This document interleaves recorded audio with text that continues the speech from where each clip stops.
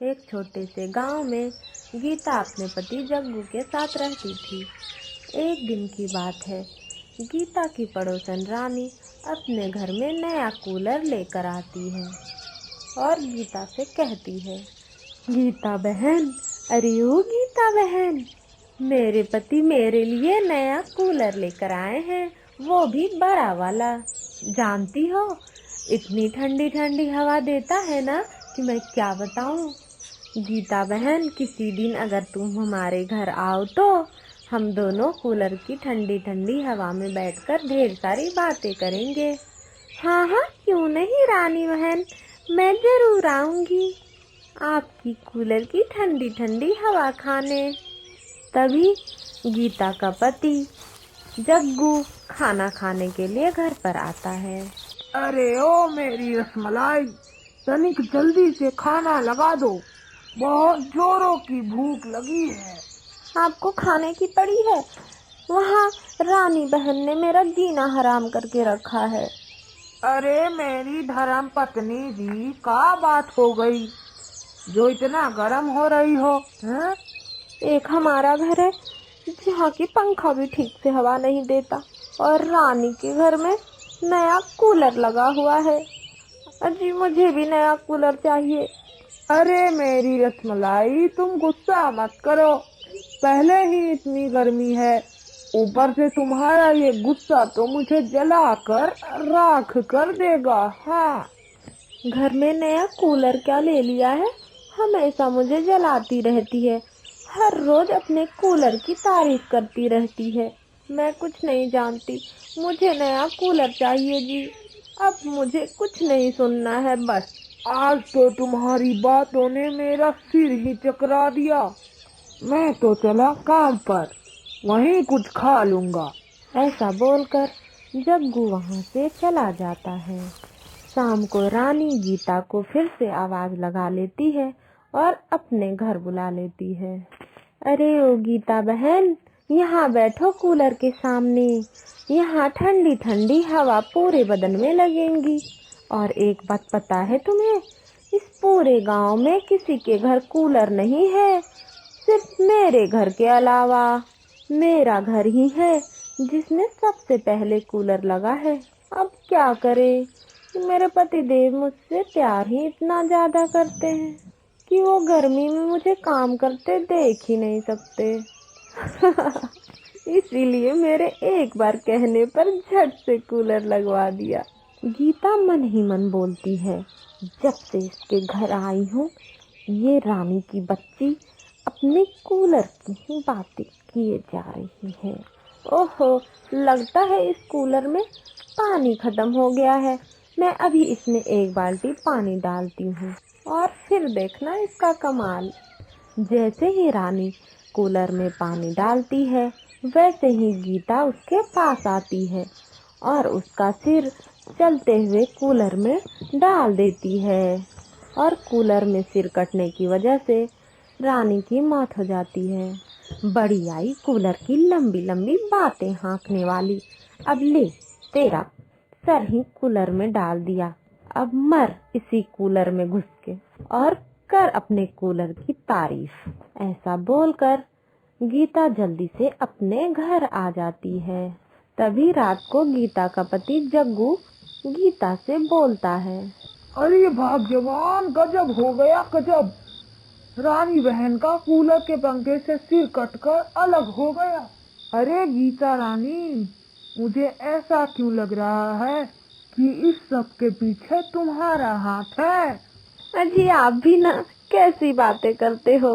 अच्छा छोड़ो, ये बताओ कि आप मेरे लिए नया कूलर कब ला रहे हो? अरे मेरी रसमलाई, कल ही तुम्हारे लिए कूलर भिजवा देंगे। ठीक है, अब तो खुश होना मेरी रसमलाई।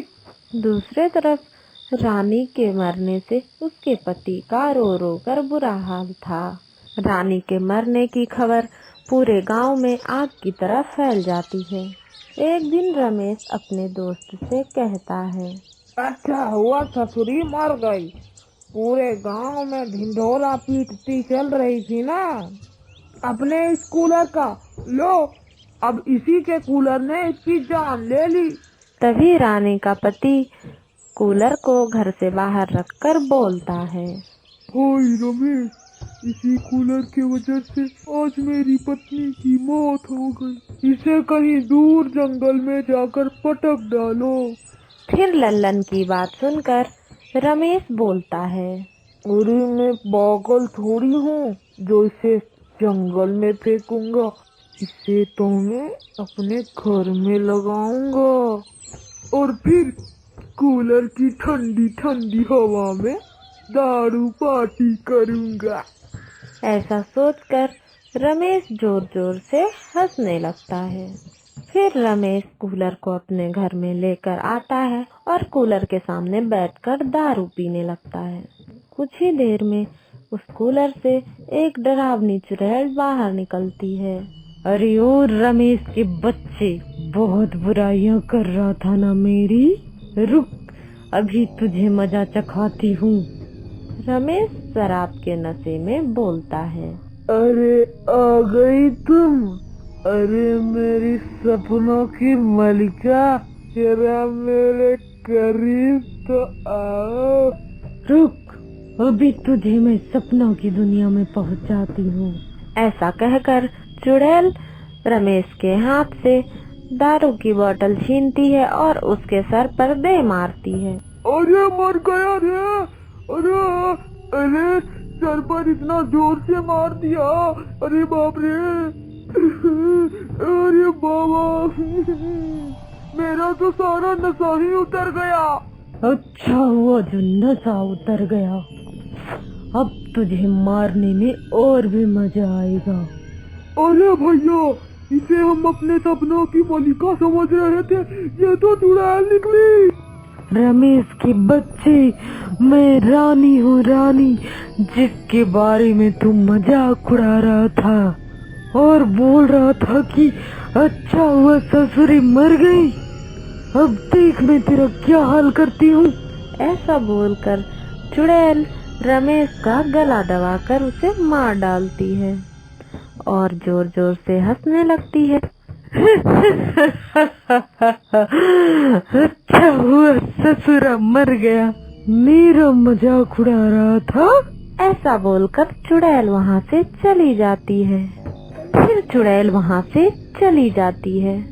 अगले दिन जग्गू अपने घर पर कूलर लगवा लेता है।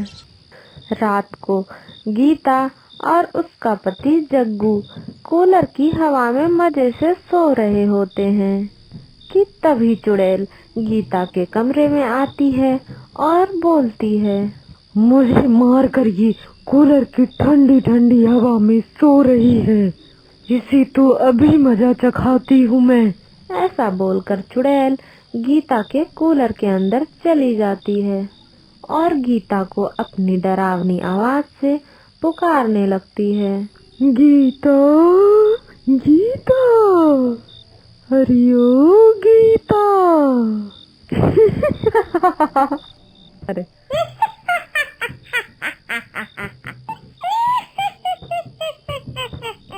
अरे ओ जी, उठो ना, देखो ना इस कूलर से कैसी आवाजें आ रही है, जैसे कोई मेरा नाम पुकार रहा हो। तभी फिर से कूलर से डरावनी आवाजें आने लगती है।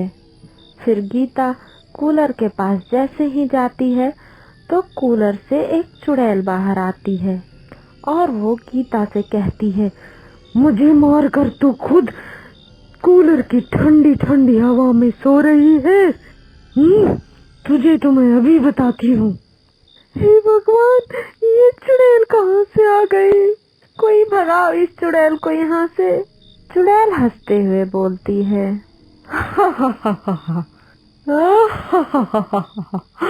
तुझे क्या लगता है तू मेरे हाथों से बच पाएगी? और बड़ी मुझे यहाँ से भगाने वाली, रुक कभी तेरा टेटुआ दबाती हूँ। बहुत टर टर करती है न तू, मुझे मारकर चैन से सो रही थी, अब देख तू मैं तुझे कैसे चैन की नींद सुलाती हूँ। अरे मैं मर गई रे, मर गई, ये चुड़ैल तो मेरे पीछे ही पड़ गई। अजी अब तुम उठ भी जाओ जी। यहाँ चुड़ैल मुझे चैन की नींद सुलाने की बात कर रही है और तुम खर्राटे ले रहे हो। अब बंद कर तू अपना चीखना चिल्लाना। तू मेरे हाथों से अब नहीं बचेगी। जैसे तूने मुझे मारा था वैसे ही मैं तेरा सिर इस कूलर में डालकर तुझे भी मार डालूंगी। तुम रानी हो? सही समझा, मैं रानी हूँ। मैं अपना बदला लेने आई हूँ। अब तू मेरे हाथों से बचकर कहीं नहीं जाएगी। तुझे क्या लगता है तू चुड़ैल बनकर मुझे मारेगी? अभी रुक, तुझे मैं डंडा लेकर मार कर भगाती हूँ अपने घर से। शायद तू जानती नहीं, मैं भी किसी चुड़ैल से कम नहीं। मुझसे जुबान लड़ाएगी? अभी तेरी गर्दन धड़ से अलग करती हूँ। चुड़ैल की आवाज सुनकर जग्गू भी नींद से जाग जाता है। अरे दैया, ये चुड़ैल हमारा घर में कहाँ से आ गई रे?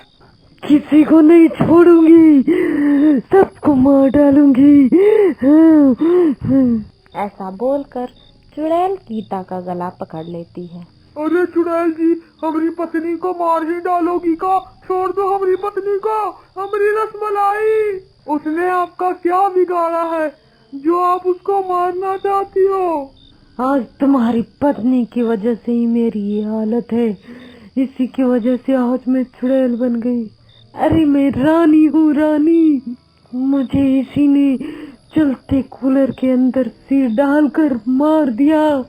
अरे भगवान, ये तुमने क्या कर डाला? गीता रोते हुए बोलती है, अरे मुझसे गलती हो गई, मुझे ये चुड़ैल मार ही डालेगी, मुझे इससे बचा लो तुम। तभी चुड़ैल को गुस्सा आता है और वो चलते कूलर में गीता का सिर डाल देती है, जिसकी वजह से गीता का सिर धड़ से अलग होता देखकर जग्गू जोर जोर से रोने लगा। गीता की मौत से रानी की आत्मा को भी मुक्ति मिल जाती है और वहाँ से वो गायब हो जाती है।